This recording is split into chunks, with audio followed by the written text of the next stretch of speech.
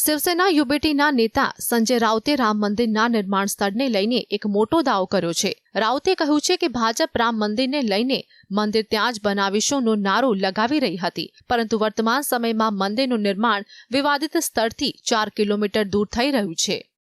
Reason क्या है आप जाकर देखिए, जो गर्भगृह था वहां मंदिर होना था, जो हमने गिराया था वहां मंदिर होना था, वहां मंदिर बन गया क्या?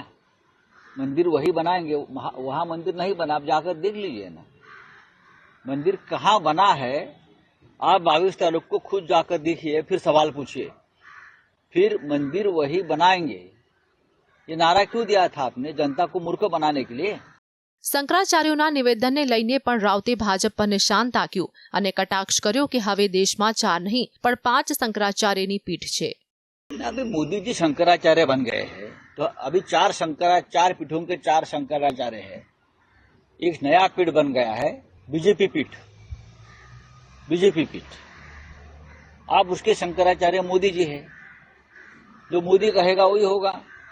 हाँ, ना मूर्ति देखेंगे, ना शास्त्र देखेंगे, ना शिखर देखेंगे, ना कुछ देखेंगे। जो मोदी जी कहेंगे चुनाव से पहले वो वही होगा। आप तो 4 शंकराचार्य बात कर रहे हैं, देश सुन रहा है। कौन पूछता है हिंदुत्व? अपने आप को हिंदुत्ववादी मानने वाले लोग शंकराचार्य की बात मानने को तैयार नहीं। સંજય રાઉતે એક સનસનીખેજ આરોપ લગાવતા કહ્યું કે સીએમ શિંદેને દિલ્હી અને એક ઉદ્યોગપતિના દબાણના કારણે મિલિંદ દેવરાને પોતાની પાર્ટીમાં સામેલ કરવા પડ્યા છે। એટલું જ નહીં, દેવરાને રાજ્યસભા મોકલવાના निर्देश પણ મળ્યા છે।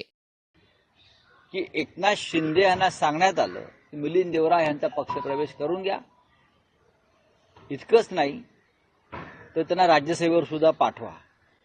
મુંબઈ કોંગ્રેસના પૂર્વ પ્રમુખ અને પૂર્વ સાંસદ મિલિંદ દેવરા કોંગ્રેસ છોડીને શિંદેની શિવસેનામાં જોડાયા છે। કોંગ્રેસ હાઈકમાન્ડે આ વાતને ગંભીરતાથી લીધી છે। એમ પણ કહેવાઈ રહ્યું છે કે મુંબઈમાં કોંગ્રેસના નેતાઓ પાસેથી રિપોર્ટ પણ માંગવામાં આવ્યો છે। Bureau report, GSTV।